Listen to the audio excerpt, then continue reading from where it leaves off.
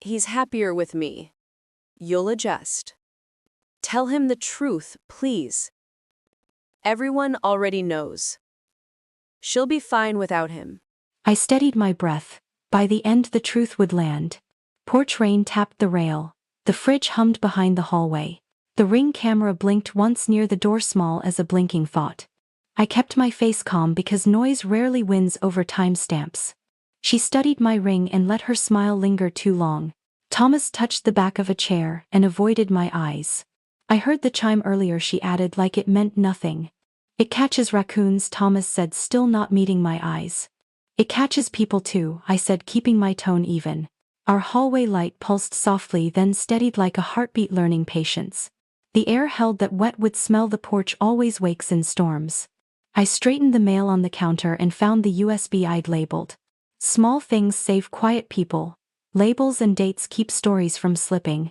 Lila leaned on the doorframe, comfortable like she'd practiced that angle. Her perfume floated thinly, too sweet for a rainy afternoon inside. I moved a coaster an inch, enough to hear ceramic kiss wood. The sound said, "Not yet," but soon, and my hands obeyed. She set her phone down, face up, daring me to look. A preview banner slid across, then vanished before letters formed words. I didn't reach for it. I have learned timing matters. I walked to the window and watched drops turn the rail silver. In the glass our reflections overlapped like strangers sharing a coat. I could see Thomas behind me, shoulders narrowed, voice stuck somewhere. "I think we should reset," he said, too quiet for Lila's taste. She filled the quiet anyway. "Reset means honesty, Thomas. Start with her." I folded a dish towel along its faded seam and waited. Waiting is not weakness, it is where dignity ties its shoes. Across the kitchen the mantel clock ticked a patient, stubborn rhythm. Rain found the loose nail on the porch and tapped a metronome. I opened the drawer and checked the envelope marked Friday, neat block letters. Inside a short list, just lines and verbs, no adjectives at all. Set table. Charge phone. Test clip. Invite witness. Speak plainly. Leave if yelling. I slid the envelope back and closed the drawer with a soft click. Microzoom gathered itself without announcement. Kitchen light hummed over clean plates stacked by the sink. I placed the USB beside the fruit bowl and turned it slightly. If they deny me, the timestamp won't. It has no favorites. My chest tightened, then eased. My voice still belonged to me. "Friday at 7 will decide the room," I said. Lila laughed softly, the way people laugh at church gossip.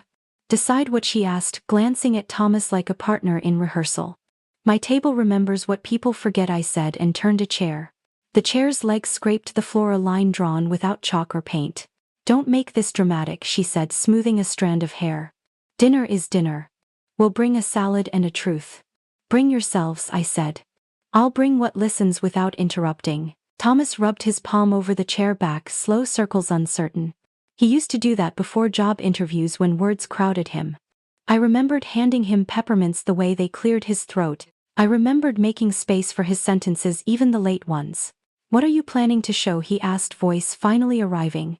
"A minute lived in our doorway," I said, "and one good sentence." She shifted her weight. "Context matters," she said. "People tease, they vent. Context will have its say," I answered, because the porch records weather. Silence made the fridge sound louder, each hum a sure possession. I opened the cabinet for tea and let the hinges speak softly. Steam would have helped, but I left the kettle for later. Warmth later feels truer than quick heat in a storm. "Do you want me to leave?" Lila asked, falsely generous, eyes bright. "We're fine," I said, keeping the sentence small enough to carry. She reached for her phone, then left it, a careless flag of territory. She traced the countertop edge, like someone checking a boundary line. "You don't have to do this on Friday," Thomas said carefully. "We could talk tonight, the three of us, and avoid commotion." "We will talk Friday," I said, with everyone seated and quiet. "Family dinner," I added to make the reason sound like a table prayer. The doorbell rang once, a modest note followed by the ring chime. Habit lifted my hand before thought. I watched the tiny screen glow. Our neighbor waved at the camera, umbrella tilted like a guard. He had once shown Thomas how to mount the bracket straight. He had smiled, then the neighborly way a witness learns a house. "I'll get it," I said, stepping past them to the door. Rain thinned enough to sound like pencil scratches on paper. The neighbor handed over a mailer and a quick weather line. Storm breaks by Friday, he said as if reading from my list. Good, I answered. Friday needs a clear sky to hear properly. I signed for the package on his phone, letters steady and small. See you Friday, he added, making it a sentence and a promise. Inside again, I set the mailer with the list aligning corners. Order calms me. Corners teach rooms how to hold themselves. Is he invited? Lila asked, lifting her phone at the neighbor's silhouette. He's already part of our week, I said, and part of the porch. She didn't like that answer, but she smiled as if she did. Storm light thinned, then returned. The house breathed like a patient waking. I wiped a ring of moisture from the counter and breathed evenly. A soft trace lifted from the hallway cleaner's citrus, fading to memory. I turned off the hallway light and let the kitchen hold the scene. Friday at 7, I repeated casserole chairs and a minute of weather. She won't handle it, Lila said, smiling at me as practice. She's handled more than you think, I answered, my hand on the drawer. Don't bring people into private pain, she said, pursing her mouth. Pain invited them, I said. Truth prefers an audience to hear itself once. I gathered the plates I'd need. Listening to the air vent were. I counted settings, then added 2 for courage and 1 for mercy. Mercy feeds the room even when people push back their chairs. I set a folded card at the end, witness, in simple letters. The kettle finally sang when I wasn't listening for it. I turned off the flame and let the quiet return in layers. I poured hot water over tea leaves and watched them open. Opening arrives slowly until it doesn't, then the room knows. Text me directions, Lila said as if she didn't know the way. You know the way, I said, and she looked past me, past Rain. Thomas adjusted his sleeve and found his voice's middle gear again. We're adults, he said. Let's not ruin a week over tone. Tone won't decide this, I said. Time and the porch will. They left without door slamming, which counts as restraint on a wet day. Their footsteps softened down the steps. The camera caught a muted goodbye. I stood alone with tea and the envelope until steam slowed. The fridge hummed like a faithful thing, unbothered by human weather. I set my cup down and checked the phone for charge. 80% would hold, but I preferred full before a gathering. I plugged it in, then wiped the screen with the towel's dry edge. On the table, the USB waited, angled toward the living room. The ring blinked once more, an eyelid learning patience, then stilled. Friday at 7 would decide the room, I said to nobody. No witness, no sign, no yelling, I leave. I kept repeating. By the window, rain tapered to mist and the rail stopped tapping. The house remembered itself, and so did I. Morning light pressed through the curtains softer than I felt inside. The house carried its usual sounds, the fridge humming, the mantel clock keeping its steady measure, the air vent sighing like it had a burden of its own. Routine sounds should calm a heart, but they only reminded me that everything ordinary had become fragile. I poured coffee, the percolator giving its slow rhythm. My hands wrapped around the cup, holding warmth longer than usual. Warmth did not spread far. It stayed in my fingers but refused to climb my arms. I glanced toward the door where the Ring camera waited like a silent neighbor, unblinking and tireless. It remembered what my mind sometimes wanted to forget. The morning paper lay folded on the counter, corners aligned as I preferred. Headlines shifted with the world, but mine had not changed. Betrayal does not leave when the clock strikes midnight. It lingers through breakfast, through errands, through every sigh that pretends to be ordinary. I marked a grocery list with firm lines, though half of it was ritual. Bread, milk, onions, coffee, items that never betrayed. Thomas joined me quietly, as if sound itself might break something. He reached for the pot, avoiding my eyes like they were lit coals. Do you need me to grab anything later? He asked. The words were simple, the voice too flat to trust. No, I said, I'll handle it. Handling had become my habit, but this time handling meant saving clips, preparing chairs, marking a day. The phone buzzed once, a preview flashing across the locked screen. I did not touch it. Proof should never be rushed. Rushing invites excuses. Let the phone rest, let the ring blink when it wants. Time and dates matter more than speed. A neighbor once told me paper and clocks never argue. I remembered that while I rinsed a plate. The sink water ran warm, carrying last night's tea stains away. I scrubbed gently, the sound filling silence that might otherwise accuse. Lila's words kept rising like steam, he's happier with me. She had planted them in my chest, and they sprouted every time I turned. Roots grow even when we try not to water them, but this time I had no intention of letting them spread unchecked. By mid-morning I set out for errands. The grocery store lights buzzed faintly, a neon hum above the produce. I counted apples, placing each one slowly as if choosing firmness might offer stability elsewhere. A clerk nodded, offering the usual good morning. His voice sounded fresher than mine, free of shadows. I carried the bag close, thinking of casseroles, of Friday night, of chairs scraping the floor while faces waited for words. At the pharmacy I waited in line behind a neighbor. She asked about the weather, noting rain had lasted too long this week. "It'll clear by Friday," I answered, the words slipping out more like a vow than small talk. She smiled, not knowing Friday was already written in bold across my calendar. Back home I placed the groceries carefully, each item in its familiar spot. Predictability steadies a home even when people don't. The kitchen smelled faintly of onions and rain-soaked wood, an honest mix. I folded the receipt, slid it into a drawer where other dates and slips rested. Receipts prove nothing about love, but they prove presence, and presence has its weight. I sat at the table and opened a notebook. Its pages held lists from months before, bills, birthdays, reminders to call cousins. Now it carried a different list: charge, the phone label, the USB, confirm Friday dinner. Lists give me air when breathing feels short. Each line is a rope and ropes hold. Thomas came in again, holding mail.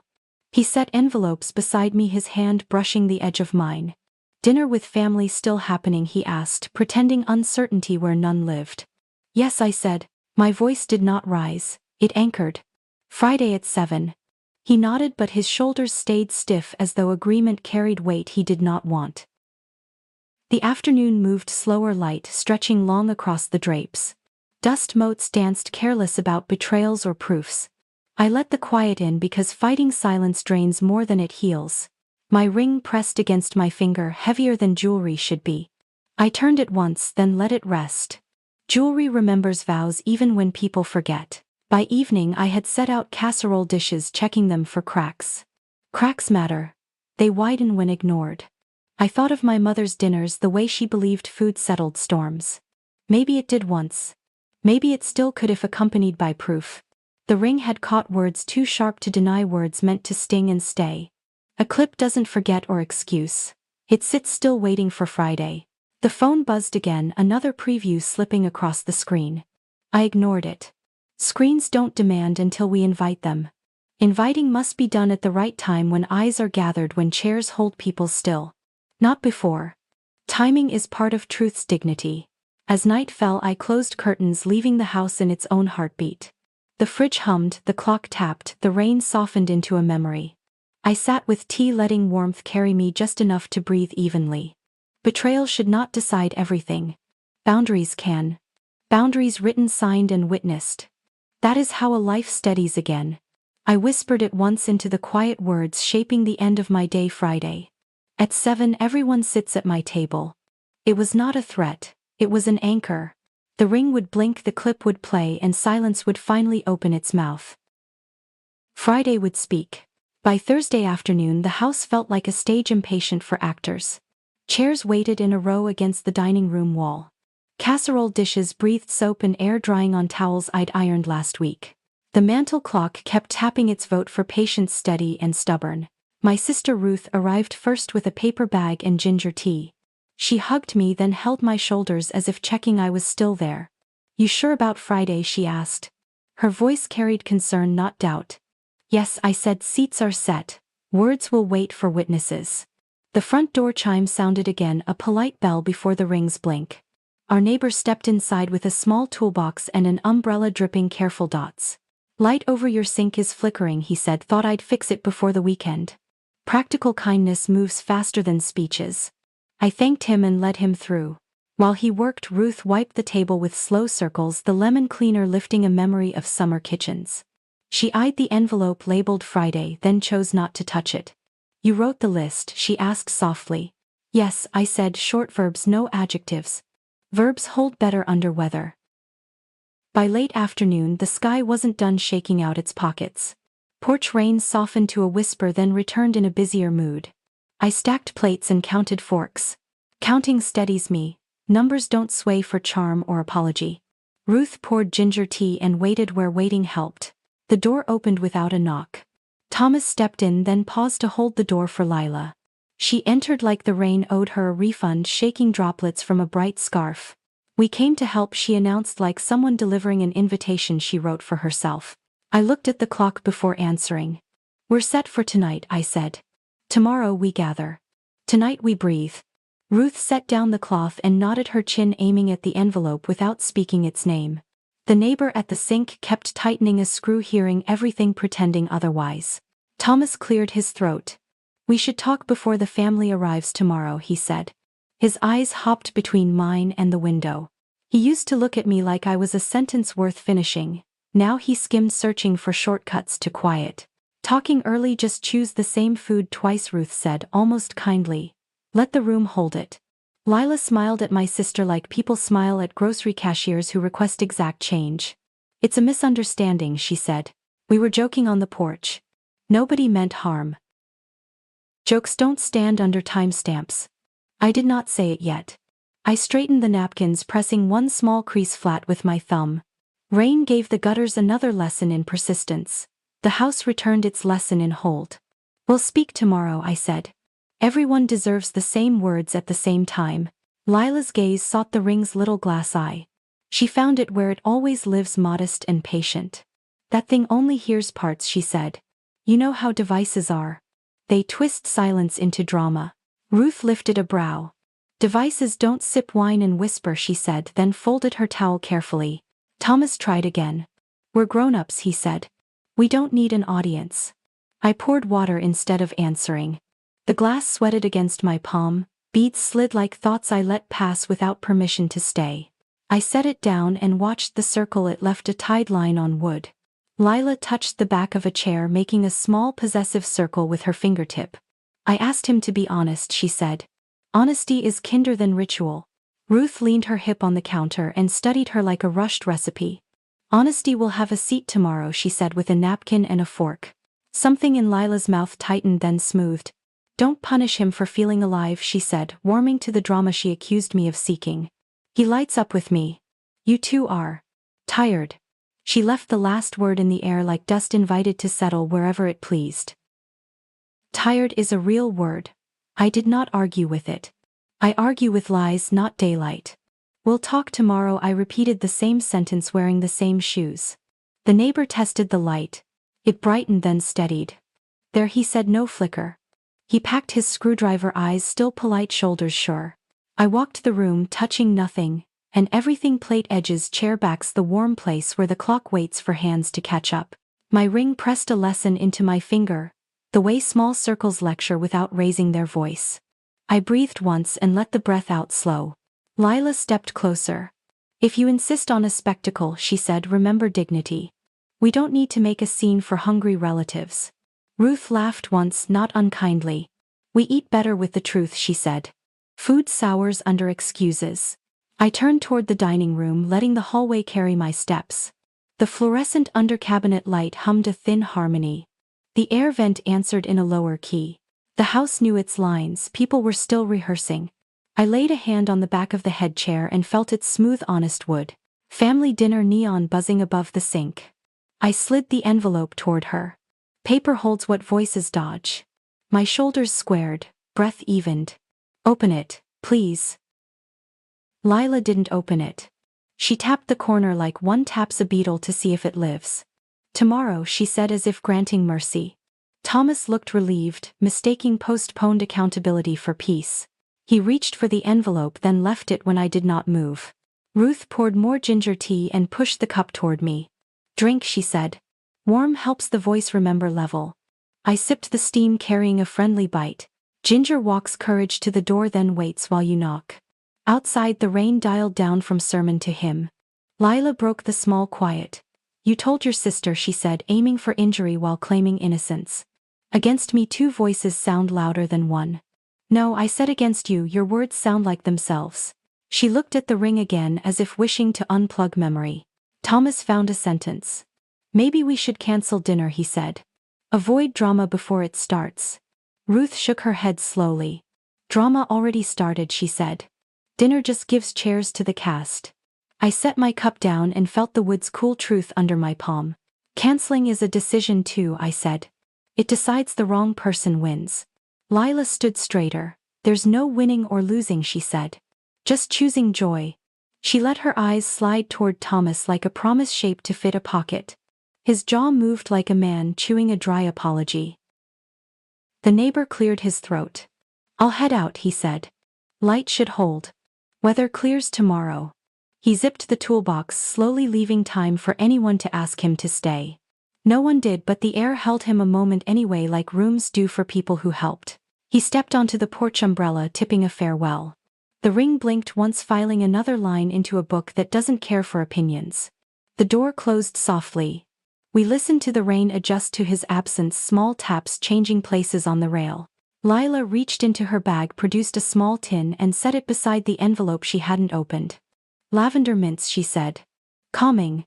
I left them where she placed them, calm with edges, tastes like perfume on old paper. Thank you, I said.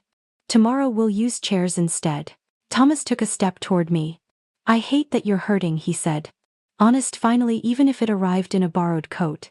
Then stand with me tomorrow, I answered, not as instruction only as weather. He looked down, then at Lila, then back at me, measuring forecasts with tired instruments. Ruth collected the cloths and folded them around their drying work. I'll bring bread, she said. Still warm if traffic behaves. Warm bread remembers kitchens where people told the truth because they wanted more slices. I nodded. Warmth belongs where hearing is required. Lila moved the lavender tin an inch, another small attempt at ownership. You're building a case from doorbells and echoes, she said. Real life happens between recordings. I thought of the clip's sentence, plain and sharp, asking for no decoration. Real life happened on my porch, I said. Tomorrow we listen to it once. She inhaled like a swimmer evaluating a gray lake. You're cruel, she said softly. You could forgive privately. I let that pass through my chest and out the other side. Forgiveness doesn't hide terms, I said. And terms don't hide witnesses. Ruth's chin tipped again, satisfied like a seam pressed flat. Thomas rubbed his temples. You're both impossible, he murmured. We're adults. Mistakes happen. Humor misfires. I nodded, granting what could be granted. Tomorrow treats us like adults, I said. Adults can bear their own sentences, played once without interruptions. Evening slid toward us with the soft weight of wet coats on hooks. I switched on the lamp by the drapes and the room warmed by shade rather than temperature. The light respected faces without brightening excuses. Outside, the rain's thrum quit pretending to be louder than a human breath. Let's go, Lila said to Thomas, impatience circling her mouth again. We'll see you tomorrow. 7. She said the time like a test she expected to grade. I answered with the same 2 words I had chosen all week. 7, yes. Ruth added, bring your appetite for plain language. They turned toward the door. Thomas hesitated. Do you want anything from the store, he asked, repeating the morning like a man checking whether days allow edits. We're stocked, I said. Come with listening. He nodded once, then opened the door for Lila. The porch welcomed them with a clean, rinsed smell. The ring blinked, small and factual. They crossed the threshold and became silhouettes, then shapes dissolving into weather. The door closed. The house exhaled. The fridge hummed a faithful chord nobody argued with. Ruth set the lavender tin into a drawer, not as treasure, not as evidence, just as something we would not use. She touched my arm, then my hand. You're steady, she said. Steady lands better than loud. I believed her enough to pour us both another cup. We stood at the window and watched the street go calm. Streetlights lifted their ordinary halos, showing nothing dramatic except a sidewalk remembering footsteps. My shoulders lowered where they had held all afternoon. Ginger's bite softened into something like endurance, almost sweet. Tomorrow would carry the envelope to the center of the table. Tomorrow would offer chairs a job they could do. Tomorrow would let the room hear the sentence the porch remembered. Tonight I placed the envelope back against the wood and the wood received it without a sound. I turned off the under-cabinet light and let the lamp hold the rest. Ruth gathered her bag, kissed my cheek and promised bread again. The air vent answered with a low, kind breath. The mantel clock pressed a minute into my palm, invisible but firm. I walked the border of the room, a quiet patrol. I checked the charger, the cable, the phone battery. Small preparations are prayers written for practical gods. Outside rain thinned to polite taps and the porch rail stopped fidgeting like a mind deciding to sleep. The night didn't offer conclusions. It offered readiness. I folded 2 napkins and left them like white flags that meant something else. I whispered what the room already knew: tomorrow we would sit, listen and hold. No verdicts tonight. Only chairs light and a house choosing to stand. I woke before dawn, the house heavy with quiet. The fridge hummed faintly and the porch still dripped from night rain. My body felt restless, yet my heart wanted stillness. Doubt moved through me like an old ache, one I thought I had outgrown. Thomas's side of the bed was warm but empty. He had risen early, leaving only the faint trace of aftershave and coffee grounds. I sat at the edge, staring at my ring, wondering whether courage could really be worn like jewelry. Questions pressed harder than the band on my finger. Could I carry this into tomorrow without breaking the family? I walked to the kitchen. The mantel clock tapped its slow beat. I made tea instead of coffee, hoping the softer scent might calm me. Steam fogged the window. Outside, the street was a watercolor blur.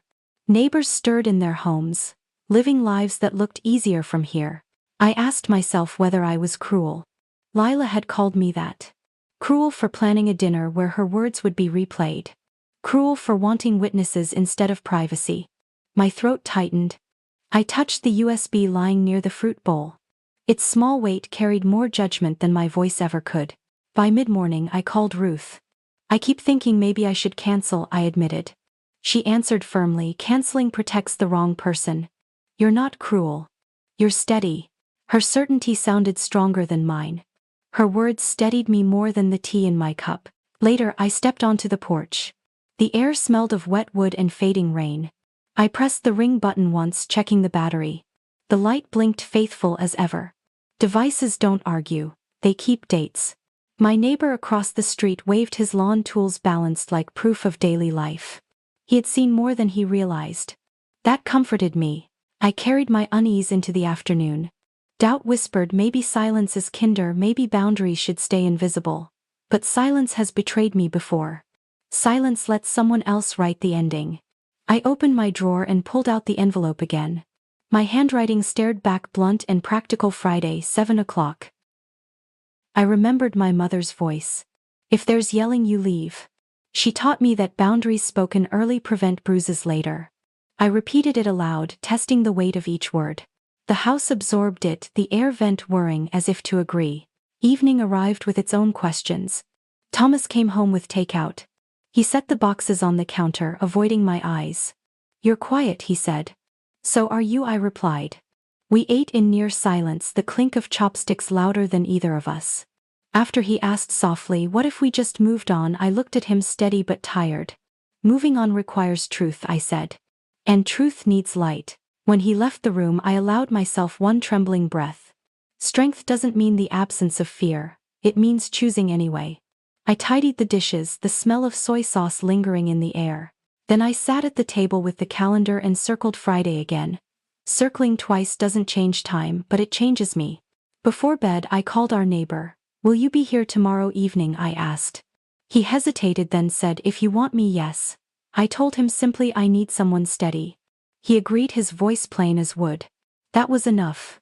Witnesses don't need speeches. They just need to stay. As I turned out the lights, I whispered to myself, Friday holds. I will not cancel. I will not excuse. The ring will blink and the room will listen once. Silence has had its turn, now proof will speak. Tomorrow I will wake again with doubt, but Friday is already waiting. Friday morning arrived with a clean sky. The porch still smelled of rain, but sunlight pressed through the drapes as if determined to erase shadows. I breathed deeper than usual, holding on to the quiet. Today was not for panic. Today was for gathering. I walked first to the drawer where the envelope waited. My handwriting felt heavier than ink. Inside was the short list I had written days earlier. Each line simple. Each verb an anchor. I traced them with my finger like someone rehearsing prayers. The USB sat nearby, a small piece of plastic holding sentences no one could deny. I checked the label, Friday, written in block letters. I slid it into my pocket and felt its edge press through the fabric. Proof should rest close, ready to be called forward. The Ring camera app opened with a soft chime. Clips lined themselves like beads on a string. One held the words that had haunted me all week, he's happier with me.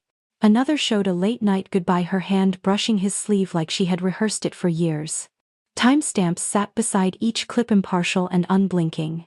Dates have a way of standing taller than opinions. I saved both clips again, placing copies onto the USB. I checked the file names carefully. No dramatics, only clarity. Porch, statement, 9 p.m. Porch, goodbye, 11 p.m. My hands moved steady even while my chest trembled. Steadiness in small motions builds courage for the larger ones. The phone buzzed with a preview of another text. I let it slide across the screen without opening. Proof should not be gorged on in private. It should be measured, timed, presented when the room is ready. Still, I noted the name, the time, the line, too sharp to belong to friendship. I screenshotted quietly, adding it to the folder marked evidence. The kitchen smelled of coffee. The percolator hissed and popped, comforting and ordinary. I drank slowly, the warmth climbing higher this time. While sipping, I remembered my neighbor's words the night before: I'll be there. Witnesses don't need to argue. Their presence alone keeps air honest. I prepared a folder with printed call logs. Just dates and times, nothing more. Each page marked like a quiet drumbeat. 12 calls after midnight. None from me. None needing interpretation. I clipped them together, placed them with the USB, and closed the folder as if sealing a pact. By midday, Ruth arrived carrying bread. The smell filled the hallway, soft and grounding. She placed it on the counter and nodded toward the stack of proof. "You're ready," she said. I nodded, though my breath still staggered. "Ready isn't steady," I whispered. "Steady comes later."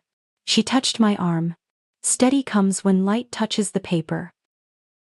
We sat together as I laid out each piece. The ring clips. The screenshots. The call logs. The folder of receipts proving where I had been while they were elsewhere. Each artifact only needed a line or two. No speeches. Just presence. I remembered my mother's lesson: let papers do the shouting. Let devices tell the story. She was right. People argue. Proof just waits. I called the printer again, pressing one more copy of the most important clip transcript. Words written, not just spoken. Black ink on white paper. I read the line once quietly: "He's happier with me." I folded it, slid it into the envelope with the others, and pressed the flap shut. The mantel clock tapped its agreement. The fridge hummed approval. Even the air vent exhaled as though it understood. The house had become my ally, carrying the rhythm of patience. Afternoon, shadows stretched across the living room, pulling longer as time marched closer to evening. I rehearsed the steps in my mind. Set the table. Slide the USB into the port. Wait until forks rest. Then press play. Silence will do the rest. Ruth watched me count the chairs again. 12, I said softly. 12 seats, 12 plates, 12 sets of eyes. She smiled faintly. And one truth, she added. Truth doesn't need more. I walked to the porch, checking the ring one last time. The lens reflected my own face, tired but unshaken. I whispered to it like an old friend. "Thank you for listening when no one else would." The camera blinked once, steady and polite. That was enough. Evening neared and I pulled out my mother's casserole dish. Food steadies nerves better than speeches. The oven clicked and warmed, filling the air with familiar comfort. The smell of onions and cheese joined the bread Ruth had brought. Honest smells, honest food, nothing pretended. While it baked, I placed the USB on the table beside the folder. Their small shapes seemed too simple for the weight they carried. Yet simplicity holds power. A line on paper. A clip on a drive. Enough to turn a dinner into a witness stand without raising a single voice. Thomas entered, pausing at the sight of the stack. "You're set," he said quietly. His tone was neither warm nor sharp, only resigned. I looked at him without speaking. Silence can answer when words would only twist. He walked past, sat in the living room, and stared at nothing. I let him. Tonight would test us both. Ruth broke the silence with her own steady line. "Tomorrow morning you'll breathe easier." I hoped she was right. My chest longed for that slow, steady breath. For now I breathed shallow and kept moving. I wiped the table one last time, the lemon cleaner leaving its crisp trace. Chairs aligned like soldiers awaiting orders. Napkins folded. Plates set. Bread cooling on the rack. Proof stacked and waiting. Each piece a quiet soldier, loyal and patient. The clock reached 6. The air shifted. My heart beat louder than the fridge for a moment. I pressed a hand against the wood of the table, grounding myself. "It's only truth," I whispered. Truth doesn't need permission. The neighbor's porch light flicked on across the street. I saw his silhouette moving, checking the time, readying himself. A small comfort rose in me. Witnesses come in all shapes, but their presence feels the same, like a hand on the shoulder. I carried the casserole from the oven, heat warming my arms. I set it gently in the center of the table. The smell filled every corner of the room. Food ready. Proof ready. Chairs ready. I stood in the doorway for a long moment, listening. The fridge hummed. The clock tapped. The air vent sighed. Even the house seemed to whisper the same word over and over. Ready. Ready. Ready. I whispered back. Friday holds. Proof was steady now. Tomorrow the room would listen. By 7 the house was full. Chairs scraped softly as relatives found their places. The mantel clock struck its steady note, reminding us all that time was not pausing for anyone. The casserole rested in the center of the table, its steam curling like a nervous breath. Bread sat beside it, warm and honest, Ruth's hands folded in her lap, waiting. I moved carefully between plates, pouring water, adjusting napkins. My chest tightened, but my voice remained calm. The fridge hummed in the background like an old witness who had heard more than it cared to repeat. The porch light outside glowed steady, and the Ring camera blinked once as if rehearsing its role. Thomas sat at one end, shoulders drawn in. Lila took a seat close enough to feel like an intrusion but far enough to pretend civility. Her scarf was bright, almost too bright for an evening meant to be plain. My sister and neighbor sat quietly, their eyes carrying patience and readiness. We began with small talk as if casseroles and bread could keep silence satisfied. But silence cannot eat. It demands something else. Finally I rose, my hand steady on the back of the chair. Before we eat, I said, we need to listen. Forks stilled.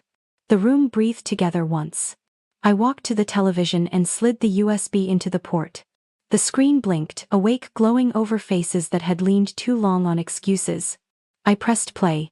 The clip began with rain tapping, porch light glowing, the Ring eye-catching, everything. My best friend said, "He's happier with me." The voice was clear, too clear for misunderstanding. Heads turned. Chairs creaked.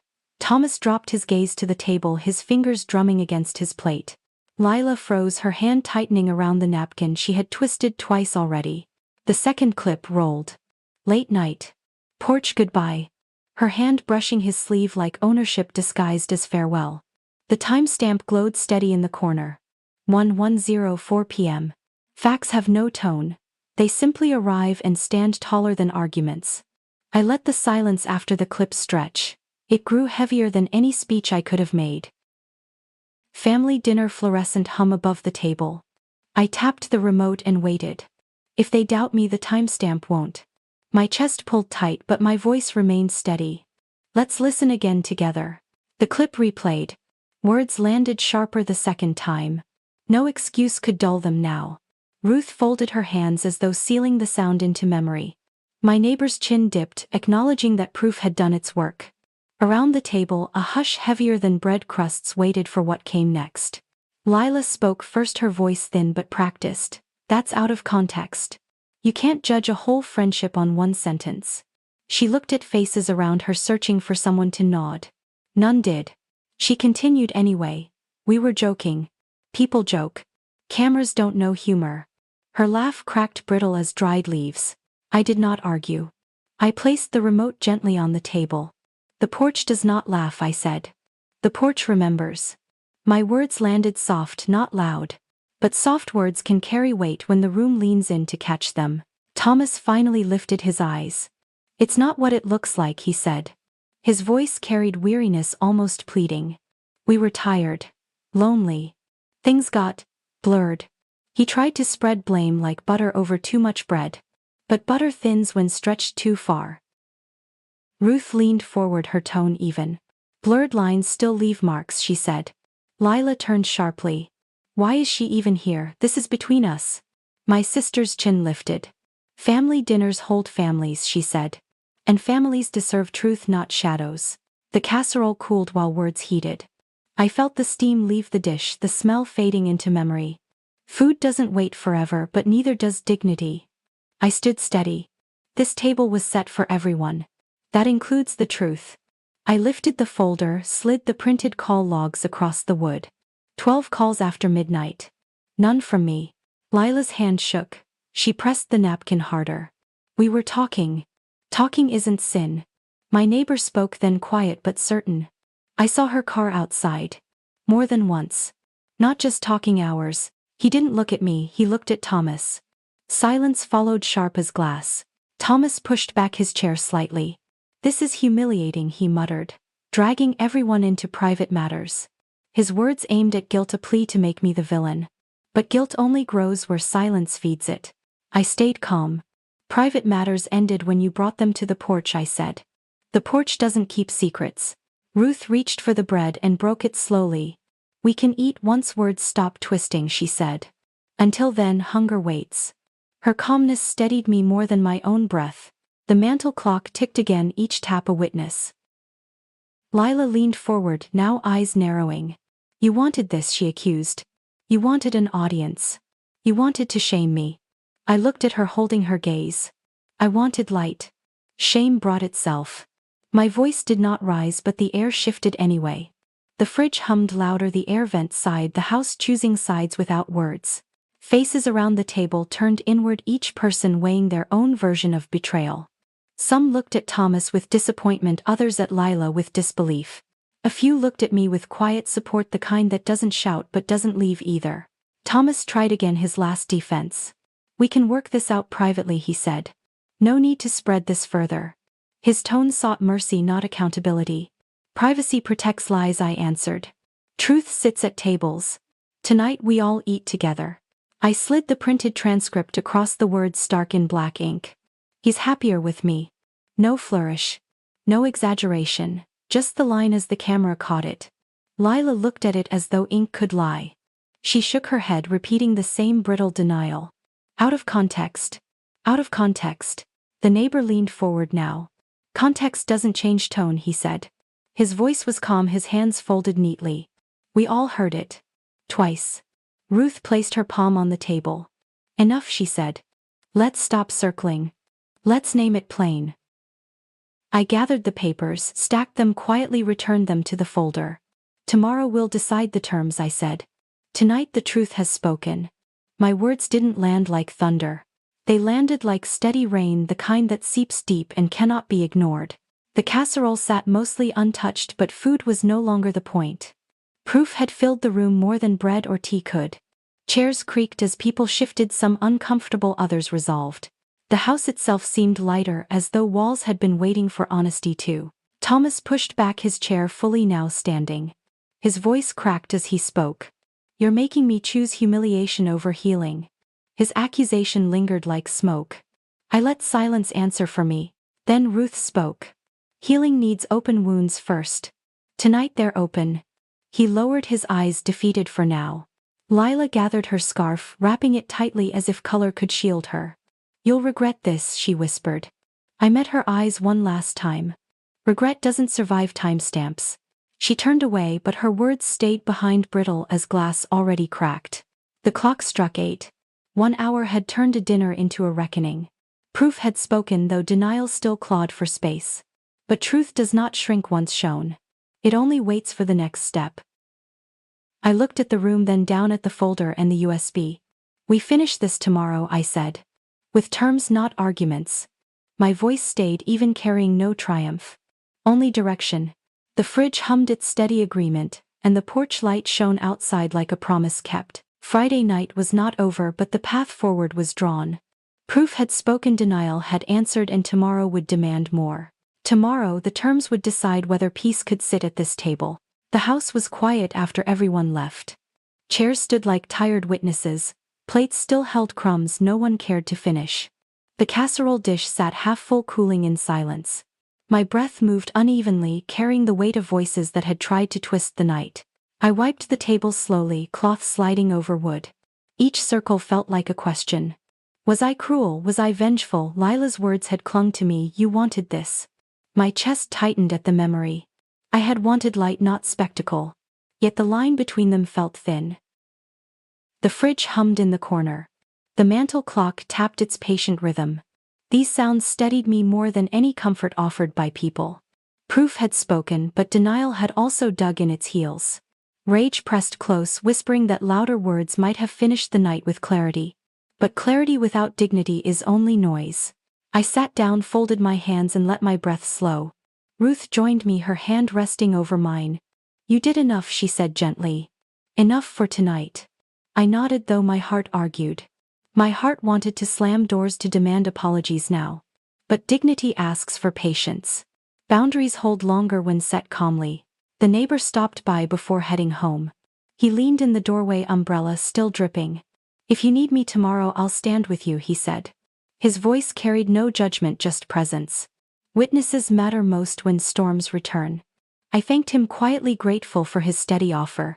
Later Thomas approached. His face looked drawn, older than I remembered. "Do we have to go further?" he asked. His tone hovered between plea and fatigue. "We could let it fade." I looked at him, steady but worn. "Fading only hides, hiding only repeats. We need terms." He sighed, running a hand through his hair. "You'll break us." I whispered back, "We were broken already. This is how we mend." I carried the plates to the sink, the water running warm. Soap bubbles gathered, small and bright, disappearing as quickly as they rose. I thought about forgiveness. Forgiveness had always seemed like a quick door. But forgiveness without truth becomes a revolving door, spinning until no one stands anymore. I would not spin again. As I dried the dishes, I rehearsed tomorrow in my mind. Terms, not anger. Boundaries, not revenge. Rage tempts because it feels strong, but it burns what it touches. Boundaries build instead of burn. I whispered them aloud. No private meetings. No late-night calls. Counseling or distance. Witness present for every conversation. Saying them made them real. Night deepened. The air vent whirred, carrying coolness through the hallway. I walked to the porch, breathing in the smell of rain-soaked wood. The Ring camera blinked once, still awake, still listening. It had given me strength already. It would again if needed. Quiet witnesses don't vanish. Inside, I pulled out the envelope again. I added a new line beneath the list. Saturday, set terms. Witness. My handwriting steadied as the ink dried. Ruth read over my shoulder and nodded. "That's clear," she said. "Clarity is armor." I closed the envelope and placed it back in the drawer. Sleep was slow in coming. Thoughts circled. Would Thomas agree? Would Lila vanish or fight harder? Would family accept the truth or avoid it? Questions pressed down, but exhaustion finally claimed me. The mantle clock ticked on, keeping my fear company until dreams took over. Morning arrived, gray but steady. I made coffee, the smell filling the kitchen like courage. Ruth buttered the bread she had saved from last night. "Eat," she said. "You'll need strength." I chewed slowly, letting warmth carry through my chest. Food steadies what anger cannot. Thomas joined us, silent at first. He poured his own cup, sipped, then finally spoke. "What if I apologize now?" he asked. "What if I promise change privately?" His words were small, almost boyish. I shook my head. Apologies without terms are paper without ink. They fade. His eyes watered, but he didn't argue further. Ruth placed her hand over the table. "Today isn't about punishment," she said. "It's about peace that lasts." Her calmness steadied both of us. I nodded, committing again to discipline. I would not let anger dictate the day. Anger devours peace. Boundaries protect it. By midday I gathered the folder again. USB. Call logs. Screenshots. Printed transcript. Each artifact ready, though not all needed. Sometimes showing them was enough. Sometimes just knowing they existed was power. I whispered to myself, evidence is not for revenge. It is for peace. The house seemed to agree. The fridge hummed steady, the air vents sighed, the clock tapped approval. Afternoon light stretched across the drapes, golden and gentle. I sat at the table, notebook open. I wrote the terms slowly. Each line clear. Each word plain. No witness, no sign. If yelling begins, I leave. Separation until counseling or written apology. Writing them gave me more peace than shouting ever could. These were not weapons. They were guardrails. Thomas walked in again. He looked at the list, his face pale. "You're serious," he whispered. "Yes," I said, "because peace is serious." He leaned against the wall, shoulders heavy. "I don't know if I can agree." I met his eyes. "Then tomorrow decides for us." Silence hung heavy, but it was honest silence, not denial. As evening neared, I placed the notebook inside the envelope. Proof and terms together, ready to face light. I set the envelope on the table, let my hand rest on it. Ruth watched quietly, then spoke. Boundaries spoken aloud, tomorrow will change the room. I nodded. Boundaries whispered in private never hold. Night fell again. The house felt calmer, as if it trusted me more now. I brewed one last cup of tea, steam rising in soft spirals. I stood by the window watching streetlights glow. My reflection looked steadier than yesterday. Dignity doesn't arrive with noise. It arrives with decision. I whispered once more to myself, sealing the choice. Tomorrow I will not rage. I will set terms. The words landed heavy, but they held. Tomorrow my voice would choose peace without surrender. Tomorrow boundaries would speak louder than anger. Saturday morning carried a different kind of quiet.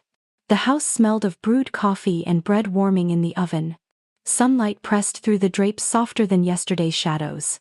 My chest felt heavy but steadier. Proof had already spoken. Today belonged to boundaries. I set the table again, but with fewer plates. Only those who needed to be here would sit. Chairs faced one another in calm alignment, not in battle. The envelope lay in the center, thick with documents, lists, and clipped receipts. Its presence was enough to anchor me. Ruth sat at my side, sipping coffee. It feels lighter today, she said. I nodded. Because today is not about exposing. Today is about setting lines. She smiled faintly, pressing her hand over mine. Lines make rooms livable. By mid-morning, Thomas arrived. His shoulders sagged as if the night had pressed more weight onto him than rest could remove. He sat carefully, not yet speaking. The mantel clock tapped between us, refusing to pause. Ruth poured him coffee, the gesture plain but kind. Lila entered later, slower, her scarf muted now, not bright.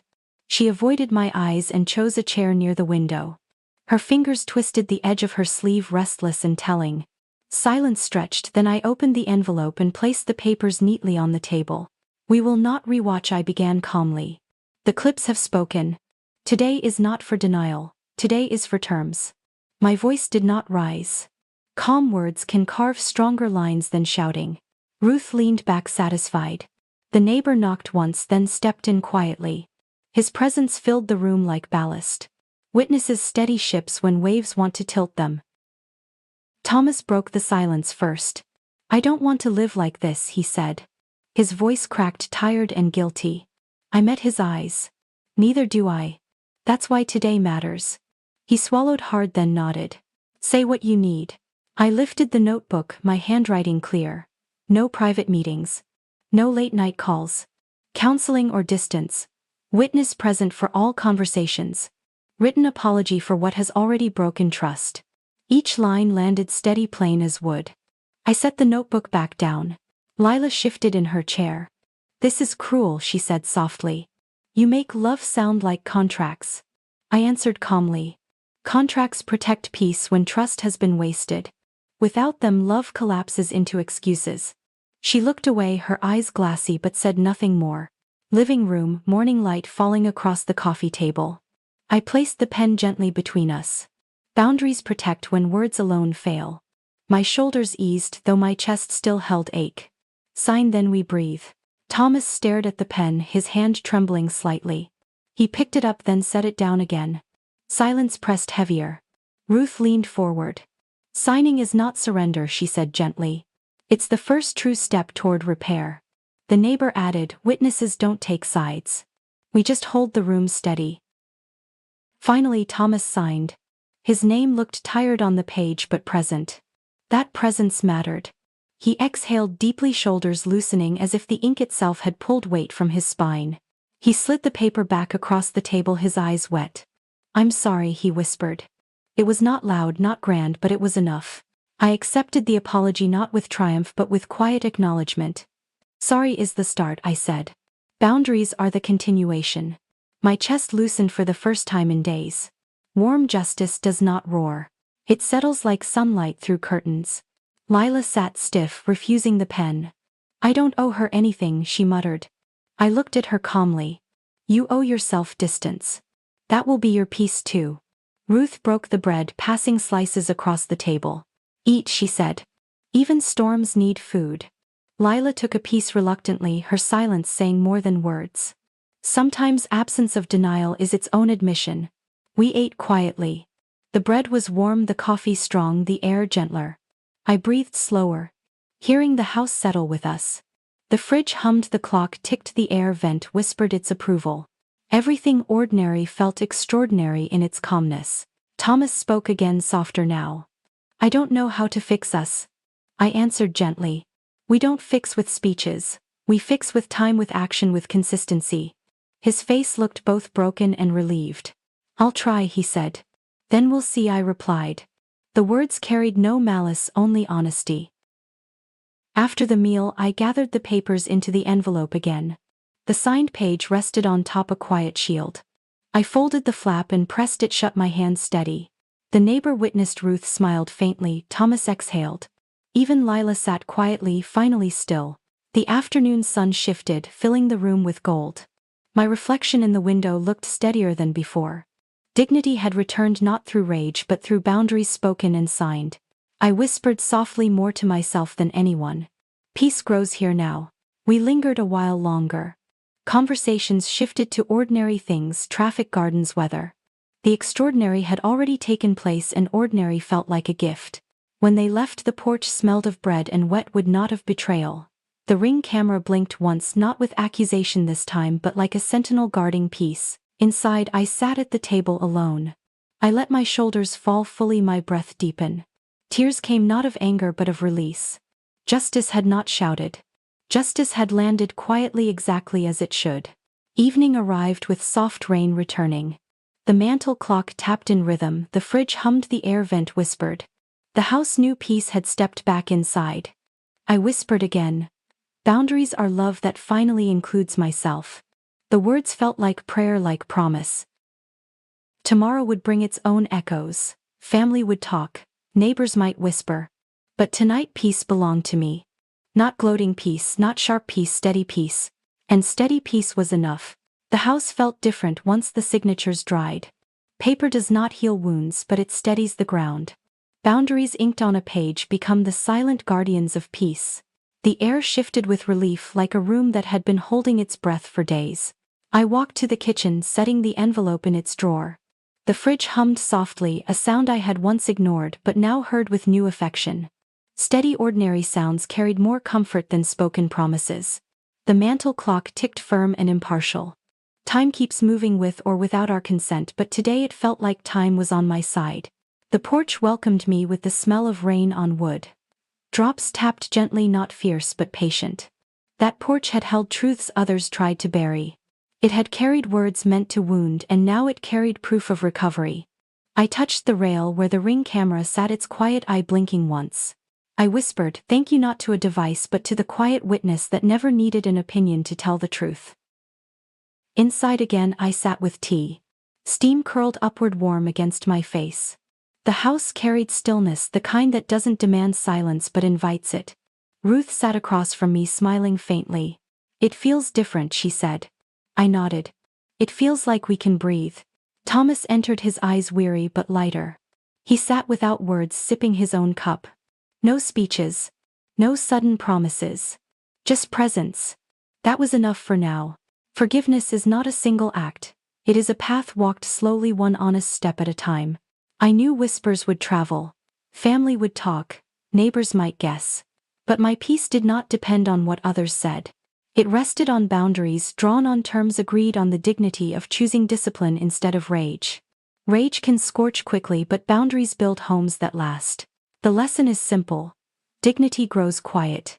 It never needs an audience. Boundaries are love that finally includes myself. Documents protect the heart when trust is thin. I carried these truths not as burdens but as lanterns to guide my steps forward. Evening settled in. The air vent whirred its steady rhythm and the curtains glowed with the last light of day. My reflection looked back at me from the window, tired but stronger. I let the quiet fill me, every sound a reminder that peace is not the absence of conflict but the presence of order and care. I closed my eyes and thanked the day for ending without gloating, without fire, without collapse. Quiet justice had arrived, carried not by anger but by proof, by patience and by courage to speak when silence no longer protected me. If this story touched you, let it remind you that quiet strength travels far. Subscribe to True Tales so you won't miss the next journey of truth told calmly but completely. And if you are ready for another story tonight, continue with our Best Friend Affair playlist where proof outlasts excuses and peace finds its way back home.